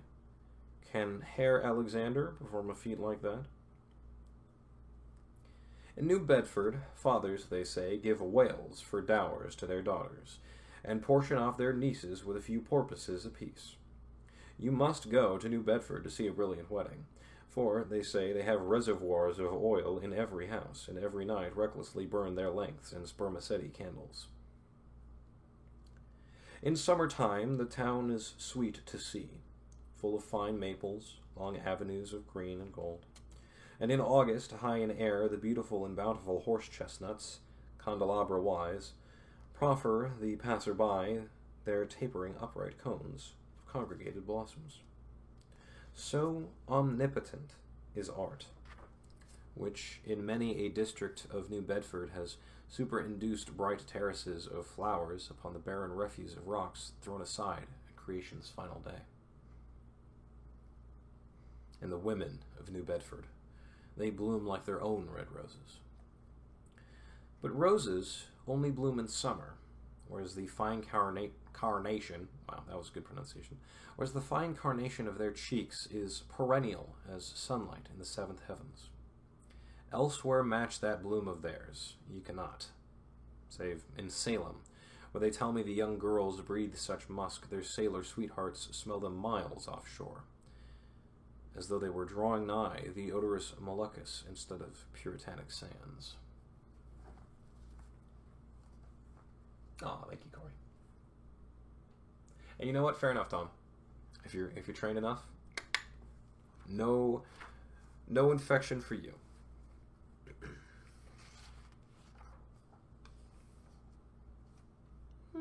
Let's see, how long is the pulpit? Okay. I'm going to do 2 more chapters. Chapter 7, The Chapel. In the same New Bedford, there stands a whaleman's chapel. And few are the moody fishermen shortly bound for the Indian Ocean or Pacific who fail to make a Sunday visit to the spot. I'm sure that I did not. Returning from my first morning stroll, I again sallied out upon this special errand. The sky had changed from clear, sunny cold to driving sleet and mist. Wrapping myself in my shaggy jacket of the cloth called bearskin, I fought my way against the stubborn storm. Entering, I found a small, scattered congregation of sailors and sailors' wives and widows. A muffled silence reigned, only broken at times by the shrieks of the storm. Each silent worshipper seemed purposely sitting apart from the other, as if each silent grief were insular and incommunicable. The chaplain had not yet arrived, and there these silent islands of men and women sat steadfastly eyeing several marble tablets with black borders, masoned into the wall on either side of the pulpit. 3 of them ran something like the following, but I do not pretend to quote. To the sacred to the memory of John Talbot, who, at the age of 18, was lost overboard near the Isle of Desolation off Patagonia, November 1st, 1836. This tablet is erected to his memory by his sister. Sacred to the memory of Robert Long, Willis Ellery, Nathan Coleman, Walter Canny, Seth Macy, and Samuel Gleig, forming one of the boat's crews of the ship Eliza, who were towed out of sight by a whale on the offshore ground in the Pacific, December 31st, 1839. This marble is here placed by their surviving shipmates. Sacred to the memory of the late Captain Ezekiel Hardy, who, in the bows of his boat, was killed by a sperm whale on the coast of Japan, August 3rd, 1833. This tablet is erected to his memory by his widow. Shaking off the sleet from my ice-glazed hat and jacket, I seated myself near the door, and, turning sideways, was surprised to see Queequeg near me.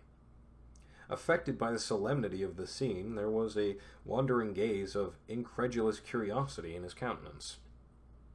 This savage was the only person present who seemed to notice my entrance, because he was the only one who could not read, and therefore was not reading those frigid inscriptions on the wall. Whether any of the relatives of the seamen whose names appeared there were now among the congregation, I knew not. But so many are the unrecorded accidents in the fishery, and so plainly did several women present wear the countenance, if not the trappings, of some unceasing grief, that I feel sure that here before me were assembled those in whose unhealing hearts the sight of those bleak tablets sympathetically caused the old wounds to bleed afresh. O ye whose dead lie buried beneath the green grass, who standing among flowers can say, Here, here lies my beloved, you know not the desolation that broods in bosoms like these. What bitter blanks in those black-boarded marbles which cover no ashes. What despair in those immovable inscriptions. What deadly voids and unbidden infidelities in the lines that seem to gnaw upon all faith and refuse resurrections to the beings who have placelessly perished without a grave. As well might those tablets stand in the cave of Elephanta as here. In what census of living creatures the dead of mankind are included? Why is it that a universal proverb says of them that they tell no tales, though containing more secrets than the Goodwin Sands? How is it that to his name, who yesterday departed for the other world, we prefix so significant and infidel a word, and yet do not thus entitle him, if he but embarked for the remotest Indies of this living earth? Why the life insurance companies pay death forfeitures upon immortals? In what eternal, unstirring paralysis and deadly hopeless trance yet lies antique Adam, who died 60 round centuries ago? How is it that we still refuse to be comforted for those who we nevertheless maintain are dwelling in unspeakable bliss? Why all the living so strive to hush all the dead? Wherefore but the rumor of a knocking at a tomb will terrify a whole city? All these things are not without their meanings. But faith, like a jackal, feeds among the tombs, and even from these dead doubts she gathers her most vital hope. It scarcely needs to be told with what feelings on the eve of a Nantucket voyage I regarded those marble tablets, and by the murky light of that darkened, doleful day read the fate of the whalemen who had gone before me. Yes, Ishmael, the same fate may be thine. But somehow I grew merry again. Delightful inducements to embark. Fine chance for promotion, it seems. Aye, a stove-boat will make me an immortal by brevet. Yes, there is death in this business of whaling, a speechlessly quick, chaotic bundling of a man into eternity. But what then? Methinks we have hugely mistaken this matter of life and death. Methinks that what they call my shadow here on earth is my true substance. Methinks that in looking at things spiritual, we are too much like oysters observing the sun through the water, and thinking that thick water the thinnest of air. Methinks my body is but the lees of my better being. In fact, take my body who will. Take it, I say. It is not me.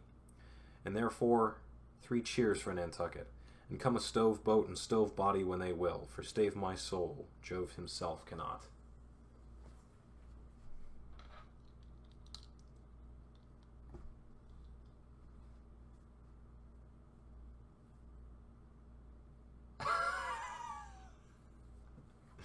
That's terrible.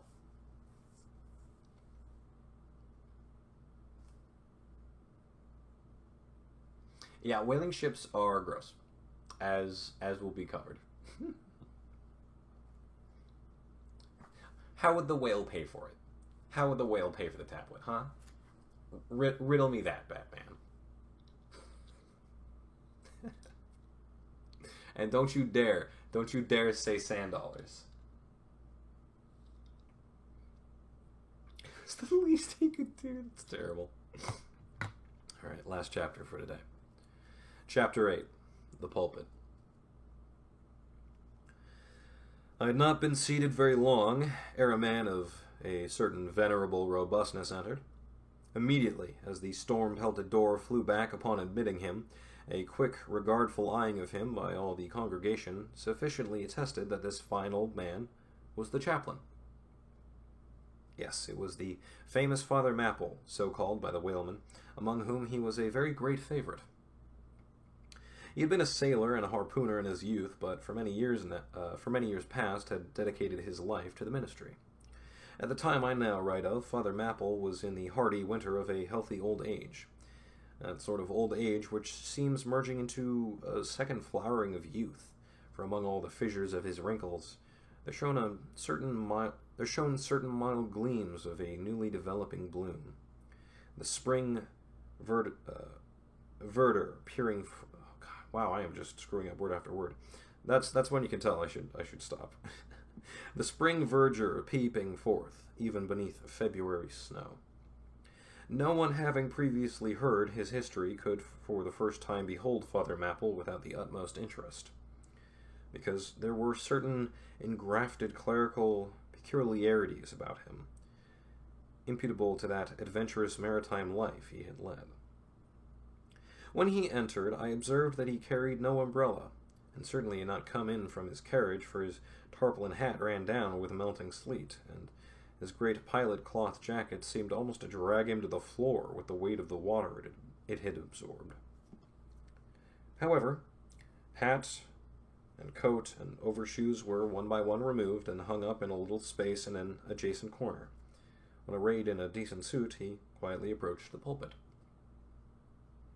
Like most old-fashioned pulpits, it was a very lofty one, and since a regular stairs to such a height would, by its long angle with the floor, seriously contract the already small area of the chapel, the architect, it seemed, had acted upon the hint of Father Mapple, and finished the pulpit without a stairs, substituting a perpendicular side ladder, like those used in mounting a ship from a boat at sea.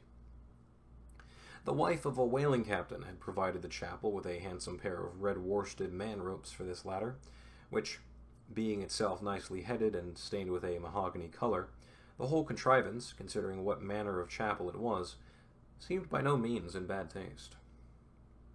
Halting for an instant at the foot of the ladder, and with both hands grasping the ornamental knobs of the man-ropes, Father Mapple cast a look upwards, and then with a truly sailor-like but still reverential dexterity, hand over hand mounted the steps as if ascending the maintop of his vessel. The perpendicular parts of this side ladder, as is usually the case with swinging ones, were of cloth-covered rope, only the rounds were of wood, so that at every step there was a joint. At my first glimpse of the pulpit, it had not escaped me that, however convenient for a ship, these joints in the present instance seemed unnecessary. For I was not prepared to see Father Mapple, after gaining the height, slowly turn round and, stooping over the pulpit, deliberately drag up the ladder step by step till the whole was deposited within, leaving him impregnable in his little Quebec. I pondered some time without fully comprehending the reason for this. Father Mapple enjoyed such a wide reputation for sincerity and sanctity that I could not suspect him of courting notoriety by any mere tricks of the stage. No, thought I, there must be some sober reason for this thing. Furthermore, it must symbolize something unseen. Can it be, then, that by that act of physical isolation he signifies his spiritual withdrawal for the time from all outward worldly ties and connections? Yes, for replenished with the meat and wine of the world, to the faithful man of God, this pulpit, I see, is a self-containing stronghold. A lofty Ehrenbreitstein with a perennial well of water within the walls. But the side ladder was not the only strange feature of the place, borrowed from the chaplain's former seafarings. Between the marble cenotaphs on either side of the pulpit, the wall which formed its back was adorned with a large painting representing a gallant ship beating against a terrible storm off a lee coast of black rocks and snowy breakers. But high above the flying scud and dark rolling clouds there floated a little isle of sunlight, from which beamed forth an angel's face. This bright face shed a distant spot of radiance upon the ship's tossed deck, something like that silver plate now inserted into the Victory's plank where Nelson fell. Ah, noble ship, the angel seemed to say, beat on, thou noble ship, and bear a hearty helm, for lo, the sun is breaking through, the clouds are rolling off, serenest azure is at hand.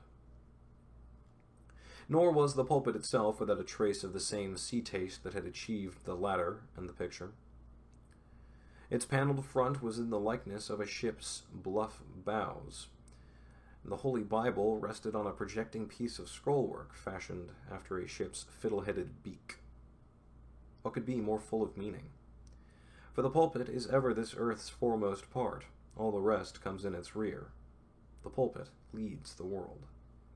From thence it is the storm of God's quick wrath is first descried, and the bow must bear the earliest brunt. From thence it is the god of breezes fair or foul is first invoked for favorable winds. Yes, the world's a ship on its passage out, not a voyage complete, and the pulpit is its prow.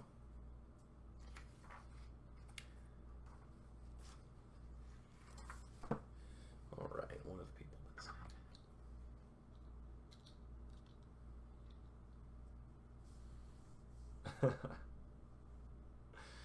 I don't think I've ever read Treasure Island. I believe I own a copy. I'm afraid I don't believe I took it with me, but I am somewhat a fan of Robert Louis Stevenson, so. Well, the next chapter, I believe, is fairly long, so I'm going to save that for another day. Let's see. Yeah, this next one is a fairly decent length. But yeah, I am pleased with the fact that I am not tripping over too much. I thought I would trip over more, quite frankly. It seems to be mostly the ancient history and biblical references that are giving me issues, which is to be expected, considering I'm not exactly a particularly good student of either. But nevertheless, I'm probably going to do more of this. I will probably read more of this book,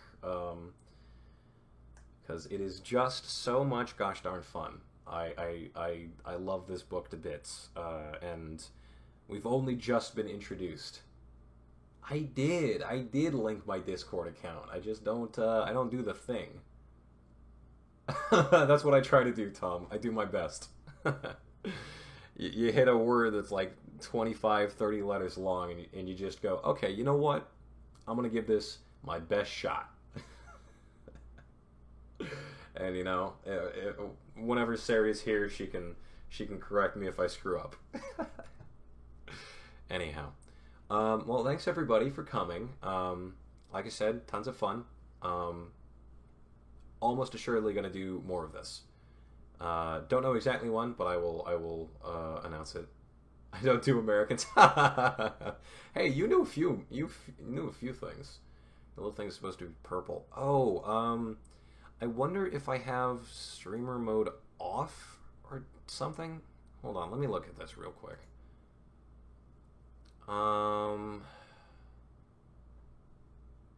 Yeah, I do. I do have it off. Well, I will have that on for the next time.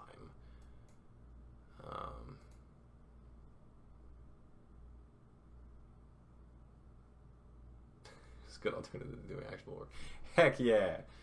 Get that bread, don't do work. Yeah, I will have the little synced up thing attached. Why should I connect my Spotify? Is there a function with Discord for that? Because I was just using oh gosh, was the music not playing during the pre-stream? That's gonna be terribly embarrassing if I go back and I look and it's not playing. I will cry. I'll end up just cutting it out either way, but still.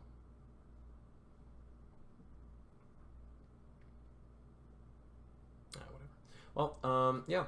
Thanks everybody for coming, and catch you next time. Goodbye.